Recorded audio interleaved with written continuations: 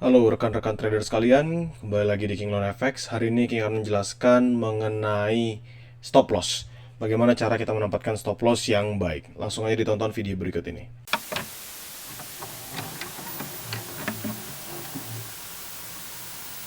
Jadi mungkin banyak yang bertanya-tanya ya tentang stop loss.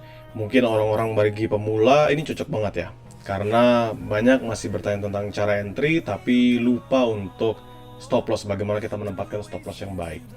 Oke, jadi King akan menjelaskan mengenai stop loss itu sendiri ya. Kalau teman-teman entry buy, pasti stop lossnya adalah di bawah harga tersebut. Dan ketika teman-teman entry sell, maka stop lossnya adalah di atas harga tersebut. Misal kita tunjukkan posisi pembelian, anggap teman-teman buy dari bawah sini, means that teman-teman bisa mengatur, merah ini adalah area stop lossnya dengan targetnya. Anggap teman-teman sudah mengatur sedemikian rupa ya untuk trade. Sehingga kedepannya teman-teman berharap pergerakannya minimal ya seperti ini. Jadi naik, drop lagi lalu ke sini. Karena teman-teman berharap dia melanjutkan peningkatannya sebab teman-teman buy. Begitu pula ketika teman-teman sell, teman-teman berharap ketika dia turun. Tapi yang menjadi masalah adalah gimana caranya saya menempatkan stop loss. Di mana sih stop loss yang baik? Karena kadang saya tuh kena makan ada stop loss hunter, stop hunt dan lain sebagainya. Gimana caranya? Sebenarnya kalau kita ngomongin stop loss, King akan bilang itu kembali lagi dengan risk dan reward kita. Karena ada orang punya risk rewardnya 1:2, 1:3, 1:4, itu bisa menentukan perbedaan yang cukup signifikan dari penempatan stop lossnya. Tapi idealnya adalah ketika kita entry, kita harus memastikan bahwa kita entry di momen yang tepat. Semisal King ambil contoh di kondisi seperti ini ya. Ini King akan pilih untuk entry buy. Kenapa? Karena price-nya di sini sama, tapi ini ada peningkatan sedikit. Anggap saja King ambil buy, contohnya di kotak ini. Ini adalah zone buy King untuk di ROJPY ya. Dengan harapan dia akan mantul, lalu dia lanjut naik ke atas. Sekarang teman-teman lihat, area ketika King ambil buy adalah area di mana support yang cukup signifikan ya di time frame H1 ini. Lalu support selanjutnya ada di mana? Cukup jauh juga. Ada di bawah sini. 1, 2, ini kan kalau misalnya kita bilang kan bisa dianggap sebagai order block ya. Di sini ada order blocknya. Lalu setelah kita panjangin, ini adalah area order block. Makanya kita tempatkan support selanjutnya di area bawah tersebut. Nah, sekarang kita ngeliat jaraknya. Di sini ada 160.46. Anggap 160.5 lah ya, kita entry 160.5. Sampai ke bawah sini, ini adalah 160.0, which is ini penurunannya adalah 50 pips. Oke, ini adalah 50 pips teman-teman sekalian. Terus kalau misalnya ini adalah 50 pips, apakah sudah sesuai dengan RR kita? Berarti kalau misalnya kita yakin untuk hold 50 pips risk, maka minimal banget kita tuh harus profit 100 pips. Begitu kan? So, kalau 165, kita berharapnya 1615. Just itu ada di area yang lebih atas di sini. Area ini. Ini target kita. Oke. Tapi anggap aja King turunkan atau misalnya King naikkan risknya lagi. Misalnya stop lossnya ya udahlah, kalau misalnya nanti dia stop loss, kita berharap dia stop lossnya lebih atas saja. Jadi kita menurunkan risk yang kita miliki dari yang sebelumnya. Mungkin risk kita adalah 50 pips, kita turunkan jadi 30 pips, sehingga take profit juga bisa kita turunkan jadi 60-an pips. Apakah itu bisa? Jawabannya bisa, karena at the end of the day yang nge-trade diri kita sendiri, yang punya modal juga kita sendiri, dan kita bisa menentukan. Kenapa bisa kita tentukan stop loss dan take profitnya ini? Simple, karena entry-nya kita sudah di area yang menurut kita secara subjektif, dan setelah kita analisis adalah area support yang kuat. So, if dia break ini, ketika dia break di sini, maka dia akan lanjutkan terus ke bawah. Dia lanjut break ini, dia turun lagi, dia turun terus. Begitu.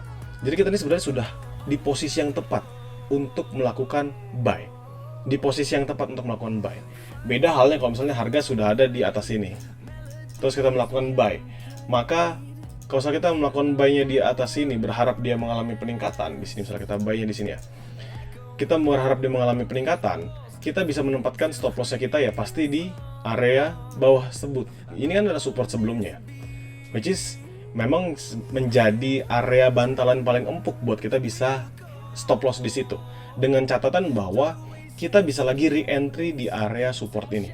Tapi untuk re-entry dan lain sebagainya yang akan jelaskan di video yang lain. Hari ini hanya sebatas tentang stop loss. Oke. Nah, sekarang teman-teman sudah menentukan area entry yang terbaik dari pandangan teman-teman. Risk SL-nya ini, teman-teman tentukan dari risk reward yang teman-teman miliki. Jadi kalau misalnya teman-teman yakin 1:2, teman-teman bisa turunkan. Anggap di sini kan teman-teman tahu bahwa area 160.4 ini adalah area support yang kuat dalam H1-nya. Ini dari 17 Januari, teman-teman lihat dari sini ketika dia breakout, dia drop lagi di sini di 18 Januari, dia drop lagi di 23 Januari, dan dia sekarang drop lagi di 24 Januari. Dan nggak berhasil menembus. Artinya apa ya? Berarti ini adalah support yang cukup kuat. Sehingga kita nggak perlu untuk khawatir, ya kita nggak perlu untuk khawatir dalam trade di sininya. Sehingga apa? Teman-teman nggak perlu untuk menempatkan stop loss yang cukup jauh, kayak misalnya 50-100 pips, nggak perlu. Karena apa? Karena ketika nanti dia nge-break dari zone ini, zone support ini yang kita tarik dari sini, dia panjang ini, dia makin akan mengalami penurunan. Begitu ya. Nah sekarang teman-teman sudah paham satu hal dulu di situ. Sehingga penempatan stop loss mau 20 pips, 30 pips, 40 pips itu hanya membantu teman-teman meminimalisasi risiko jika ada SL hunter, stop loss hunt, stop hunt. Jadi ketika misalnya di sini teman-teman kan tempatkan, anggap stop lossnya di 163. Ini dia drop paling bawah di sini adalah 160.43. Ini belum kena. Misalnya dia drop sampai 160.32, ini juga belum kena, nggak masalah. Jadi teman-teman bisa menentukan stop lossnya sesuai dengan area entry-nya. Nah ini nanti teman-teman sesuaikan juga, apakah saya entry di high risk, apakah saya entry di medium risk, dan apakah saya entry di low risk. Ketika teman-teman sudah bisa membedakan, dan nanti King akan jelaskan juga dalam bentuk videonya, teman-teman bisa menempatkan stop loss-nya secara leluasa. Jadi jangan pernah khawatir, karena at the end of the day stop loss itu ditentukan dari risk reward yang kita miliki, lalu kita sesuaikan dengan area entry kita, dan kita pastikan bahwa kita punya area yang leluasa untuk trade. Misal teman-teman entry buy, anggap teman-teman sudah dapat buy di sini. Anggap teman-teman sudah dapat entry buy di 160.5 ya. Terus teman-teman take profitnya di 161, which is ini adalah di 50-an pips. Teman-teman bisa menempatkan 1:2. Kalau 1:2, ini kan ada 1:2-nya. Bentar. Oke, nah ini kan 2.05, nggak masalah. Berarti jaraknya ke bawah situ, ya dari 1605, jarak ke bawah situ adalah almost 30-an pips. Jadi teman-teman profit 60 dan loss-nya ada di 30-an pips. Begitu ya. Ini membantu teman-teman untuk trade ke depannya. Karena apa? Karena bisa memudahkan teman-teman untuk bisa menghasilkan keuntungan dengan tetap meminimalisasi risiko yang ada. Kalau teman-teman ngerasa bermanfaat, bisa tinggalkan komentar, like, dan juga subscribe. Kalau misalnya teman-teman ngerasa masih ada yang perlu dipertanyakan, boleh juga teman-teman untuk bertanya. Semoga membantu dan salam profit.